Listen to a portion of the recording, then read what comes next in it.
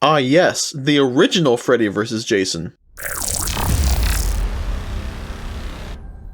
Alright, here we are at day 7 of 13 for the 13th, and today we'll be looking at Friday the 13th Part 7, The New Blood, released in 1988. This movie was originally meant to be the start of higher quality movies in the series, and this film was originally supposed to be the Freddy vs. Jason crossover film, although that obviously did not come to fruition. Yet. But after the suggestion of Jason vs. Carrie, that's what the movie decided to go with. This movie set some years after Part 6. Jason is still down at the bottom of Crystal Lake, where he's been decaying for a while. And there is a family on Crystal Lake with a rough home life. There's a husband that beats his wife, and one night while they're having an argument, the daughter runs out and gets on a boat into the lake, and it turns out she has psychokinetic powers. And in a fit of rage, she kills her dad with said powers by knocking him into the lake. Years go by and she's an adult now and she's getting psychiatric help. They go back to her childhood home at Crystal Lake in order to see if anything with her powers can be unlocked and stuff like that, and just to observe her with her psychiatrist Dr. Cruz there. And similar to Part 4, there's a house of teens right next door. Tina meets them all but only really becomes kinda close with a guy named Nick. Tina has a bad session with Dr. Cruz and runs out to the lake where she wishes that her dad would come back,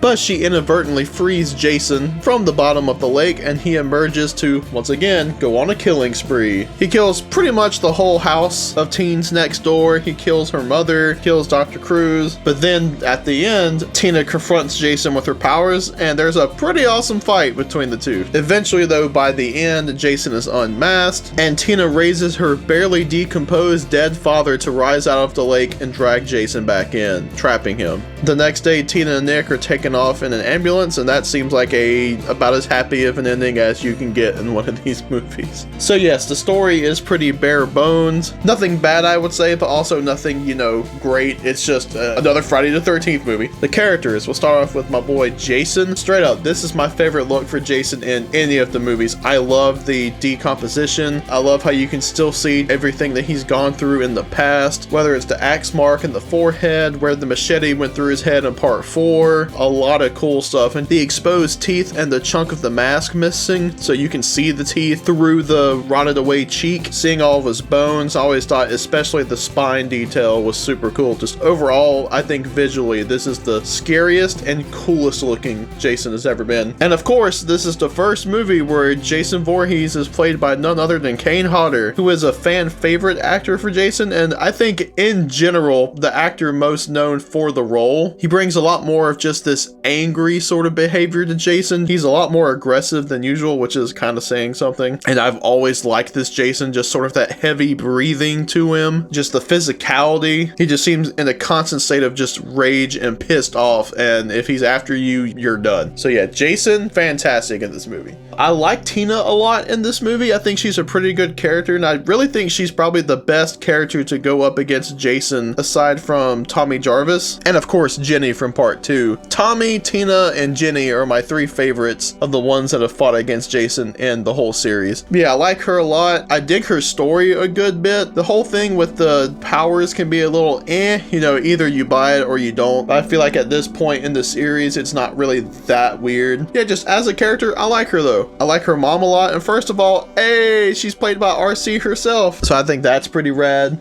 Dr. Cruz is in here as kind of a secondary villain to Jason, and you know what? He's a complete douche, and I love him for it, because he's one of those characters that you can't help but just hate. Like, he sucks, and when he finally gets it by Jason, it's awesome. Although cut down, because thanks MPAA, we'll certainly be talking about that later. Other than that, there's Nick. He's kind of just bland. Not too much I can really say about him, and honestly, I can say that about most of the other characters in this movie. Like, all of the teens, they're pretty basic. They kind of have the one trait, you have the nerd guy, you have the stoners. Although, there is this character, Melissa. She is the bitchiest bitch to ever bitch. Oh my god, I hate her, and I'm pretty sure most people do. She sucks, and watching Jason put an axe in her freaking head is awesome. Segue there, we'll look at the kills, and unfortunately this movie is notorious for being cut down, and ironically enough, the kills being butchered more so than the people in this movie. I'll just go ahead and say it up front, the most iconic iconic kill from this movie, and one of the most iconic from the entire franchise, is of course Jason slamming the girl in the sleeping bag against a tree. And as great as that one remains in the movie, they even cut that one down because he originally was supposed to slam her into the tree several times to a point where she was almost smashed into a pulp with just all this bloody mess in the sleeping bag, but that got cut. But yes, there's so much of this movie that cuts away, or it's like a very quick sort of like not really showing much, and it sucks. Heck, there's this one part where Jason's supposed to crush this guy's head, and in the movie it's just like some sounds and some screaming, and that's about it. Whereas in some deleted scenes that you can find on YouTube, they are not very good quality, but you can watch them if you want. I'll provide a link down below in the description. But he messes up this guy's head, and it almost does suck that it's all cut out. And this stuff from the deleted scenes is, I believe it was just a very bare like work print. So yeah, overall the kills are pretty disappointing in this movie. There's a lot of them where like the idea is cool, it's just you don't really get to see anything. And I'm not even really a big fan of gore or anything like that, but it's like, come on, you're neutering this movie. So the legacy of this movie, it's weird for me because like I liked this movie a lot as a kid, even if it's just for Jason, and maybe the whole violence thing was good for me then, so I wasn't seeing a whole bunch of just gory mess. But I mostly liked it just because I thought Jason looked cool in this movie. That's really about it. And I still think Jason looks cool. Overall, I don't really think this is a bad entry. This is another one of those where it's kind of like part 3 and that I find it very average. I have a bit more personal bias for it because again, this was like the one I watched the most and I was like 10. But on the whole, it's not really great. It's not bad. It's just kind of there. This one is what originally got the talk started for Freddy versus Jason. Obviously, that wouldn't happen for another, what, 15 years? But hey, the biggest thing that we can say this gave us was Kane Hodder. He's the first actor to play Jason multiple times. And you know, this is kind of where the series really started to get into weird concepts. Like, I know that yes, last movie Jason was brought back to life by a lightning bolt, but here he's fighting against a chick with psychic powers. That doesn't bother me, but I can see where some people are like, and then from here it's even more weird stuff. But yes, on the whole, I don't dislike this movie. I like it well enough. And I feel like sometimes it does get a bit overhated, but it's definitely just sort of an average entry in the series. Tomorrow we'll be looking at Jason Takes Manhattan Part 8. That's gonna be fun because that's definitely one of the better movies in this series.